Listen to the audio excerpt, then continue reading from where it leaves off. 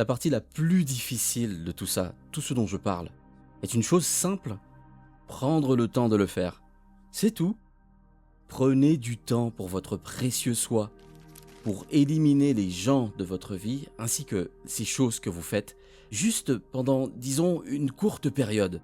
Et lorsque vous vous réveillerez le matin ou avant de vous coucher le soir, dites-vous, d'accord, quelle est la meilleure version de moi-même que je veux être aujourd'hui?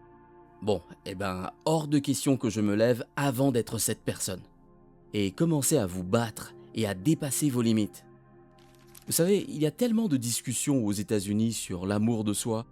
Les gens pensent que l'amour de soi est de se faire manucurer ou d'avoir une voiture de sport, et ce n'est pas du tout ça, l'amour de soi. Ça, c'est du plaisir. L'amour de soi, c'est quand vous êtes assis face à vous-même et travaillez à surmonter vos pensées fortement câblées ou croyances ou vos propensions émotionnelles liées à votre passé, que vous travaillez vraiment pour les surmonter. De l'autre côté de votre douleur se trouve la liberté, de l'autre côté de votre peur, c'est le courage, de l'autre côté de votre tristesse se trouve la joie. C'est la même énergie, mais elle est juste piégée dans votre corps. Et lorsque vous vous étirez au-delà de ce point, vous vous libérez des chaînes et de ces dépendances émotionnelles.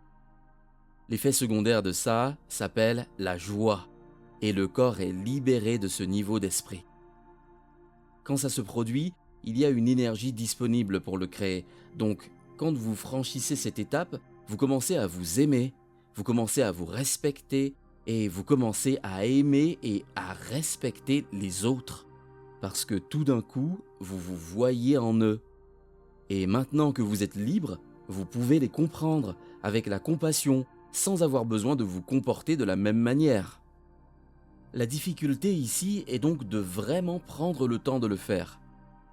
Et si vous avez commencé à penser à une nouvelle façon d'être et que vous êtes entré dans un état où vous vous dites « je ne vais pas me lever avant d'être cette personne », non seulement vous la mémorisez neurologiquement dans votre cerveau, mais vous permettez aux pensées que vous avez de devenir l'expérience. Au point que votre corps, étant l'esprit inconscient, commencera à vivre dans cette réalité future au moment présent.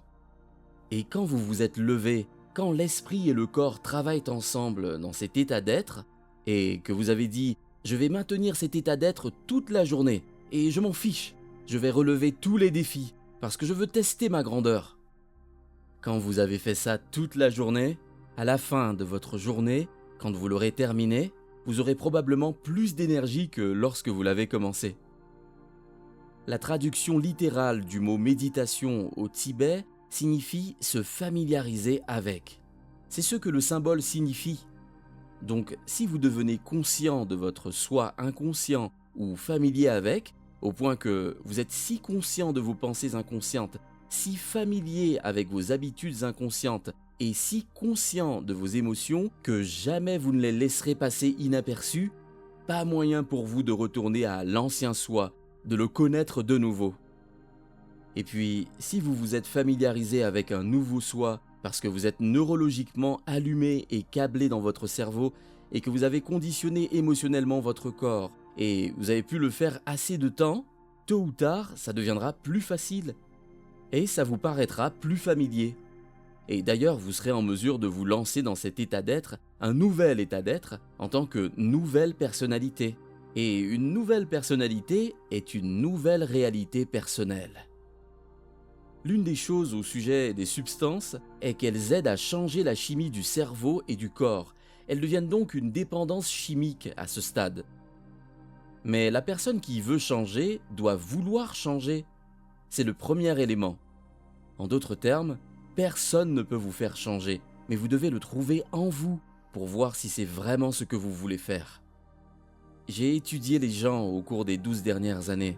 Pourquoi est-ce qu'une personne, un vieil homme, peut regarder ses rayons X et voir une tache sur ses poumons et entendre le médecin lui dire « Georges, vous savez, ce n'est qu'une tache sur vos poumons pour le moment. Ce n'est rien. Mais si vous continuez de fumer, ça deviendra quelque chose. » Et puis le gars prend ses cigarettes, les jette à la poubelle et instantanément, il en a fini. Il ne fume plus dès le lendemain. Comment expliquez-vous ça ? Il a pris la décision, et la décision était une expérience, et ça a commencé à réécrire sa chimie dans sa biologie. Comment une personne qui entre dans un état d'extase religieuse, un état de foi absolue, peut-elle boire de la strychnine et ne pas être empoisonnée? C'est une décision énergétique. Waouh, l'esprit est vraiment puissant. Ces gens qui veulent réellement prendre la décision de changer doivent la prendre avec une intention ferme. Une fois que vous comprenez le comment, vous ne devez pas utiliser votre esprit conscient pour le faire. Vous devez aller au-delà de l'esprit analytique. Et lorsque vous comprenez les modèles d'ondes cérébrales, lorsque vous vous glissez dans un état d'esprit différent, c'est plus facile de le faire. Parce que la plupart des gens, vous savez, 95% de ce que nous sommes, qui nous sommes à l'âge de 35 ans, est un ensemble d'habitudes et de comportements mémorisés qui font partie de notre identité ou de notre personnalité. C'est comme ça que 5% de l'esprit conscient essaie de changer 95% de ceux que nous avons mémorisés, ce qui est fortement câblé, ce à quoi nous sommes devenus dépendants émotionnellement. Donc une personne peut vouloir penser positivement tout en se sentant négativement et en ayant baigné dans ces programmes depuis les 25 dernières années. Cette personne pourrait vouloir une nouvelle vie avec de nouvelles conditions et comme elle utilise son esprit conscient pour se concentrer, son esprit subconscient a été programmé pour se sentir coupable. C'est l'esprit et le corps en opposition. Nous devons commencer à reconditionner le corps à un nouvel esprit. Donc, le changement est dans le cœur. La personne doit trouver le manuel pour comprendre comment commencer à désapprendre et à réapprendre pour briser l'habitude de l'ancien soi et réinventer le nouveau soi. Vous savez, la physique newtonienne concerne la cause et l'effet. La plupart des gens attendent une raison pour se sentir joyeux. Ils attendent une raison pour ressentir de la gratitude, et quand l'événement se produit, ils remercient. C'est ça la relation de cause à effet. Le modèle quantique de la réalité, lui, dit vraiment une chose différente.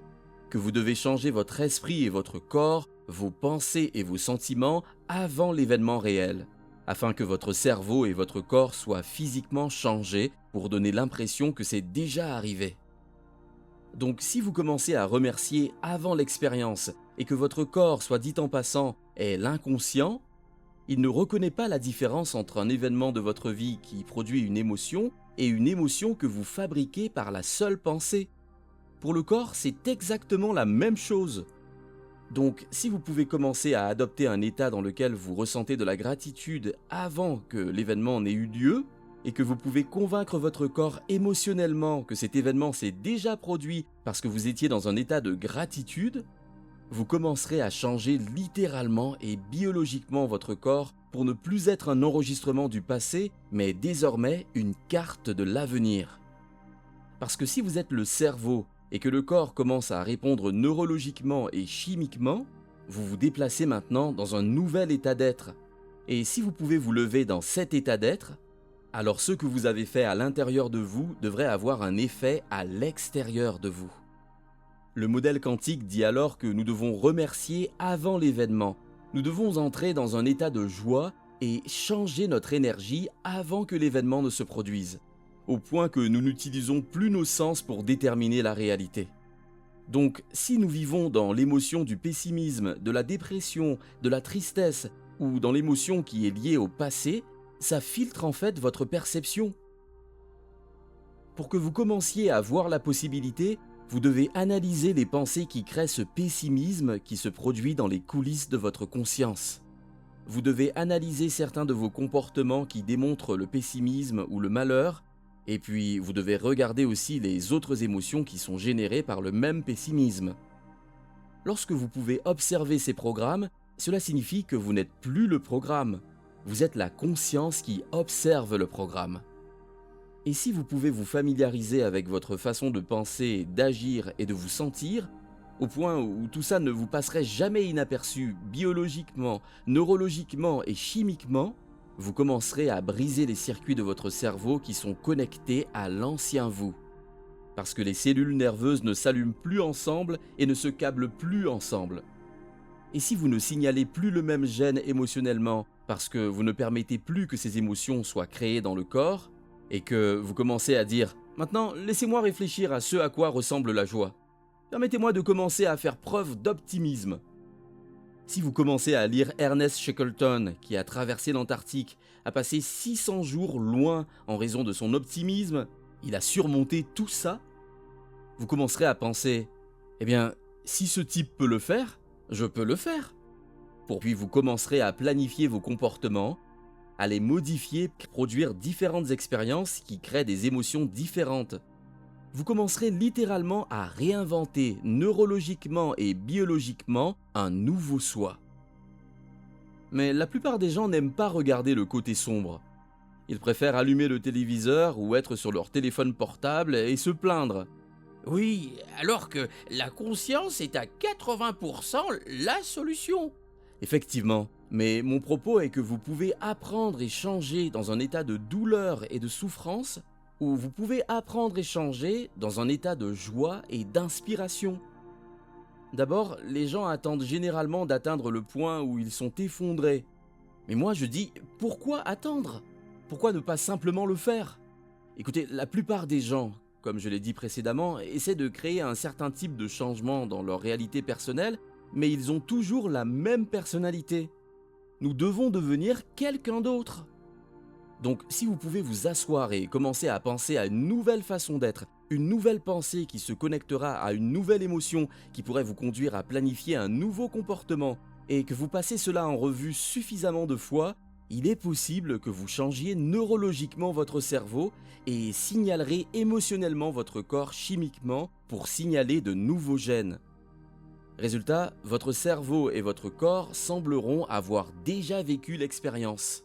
Comme le dit le modèle neuroscientifique biologique, c'est possible. Et si vous pouvez vous lever dans la peau d'une personne différente, autre que celle que vous étiez quand vous vous êtes assis, voici la clé. Pour maintenir cet état d'être modifié toute votre journée, indépendamment de votre environnement, quelque chose d'inhabituel devrait se produire dans votre vie. C'est la règle. Donc en général, voilà comment ça se passe. La plupart des gens font une méditation, ils en font une grande, et puis ils passent le reste de la journée dans un état de jugement. C'est comme manger un petit déjeuner biologique et sain, pour ensuite passer le reste de votre journée à manger de la malbouffe. Le but de la méditation est d'initier le cerveau et le corps dans un nouvel état d'être, d'élever votre sens de soi afin que l'environnement n'ait plus d'effet. En fait, vous avez changé quelque chose en vous, à la fois neurologiquement et chimiquement, dans l'esprit et le corps. Et vous commencez maintenant à produire un effet dans votre environnement. Je recommande donc toujours d'expérimenter votre réalité. Nous sommes les scientifiques de notre propre vie. Maintenant, quand vous dites « je traverse ma journée avec grâce, facilité et le flux me retrouve, je vis à 200 à l'heure et j'accomplis tout », il y a un effet biologique qui se produit dans votre corps. Et comme vous commencez à ressentir ce que ça fait lorsque l'esprit et le corps travaillent ensemble, vous vous levez maintenant dans un état d'être, parce que l'état d'être est quand la pensée et les sentiments sont alignés. Vous devez vous entraîner suffisamment de fois pour que cela vous soit familier. Mais si vous avez fait ça, et vous dites « D'accord, vous savez, esprit universel, chant quantique, donneur de vie, j'ai pris du temps de ma journée pour vous imiter en tant que créateur. » Alors écoutez, je ne suis qu'un enfant de Dieu, je pratique ça et je l'expérimente. Mais vous devez me montrer que vous le faites pour de vrai. Alors écoutez, si vous avez prêté attention à mes efforts, montrez-moi un signe. Mais ne me montrez pas un signe banal. Montrez-moi un signe que je ne pourrai jamais prédire, qui me surprend, qui ne laisse aucun doute que ce que j'ai fait en moi produit des résultats externes à moi, pour que je sois inspiré à recommencer.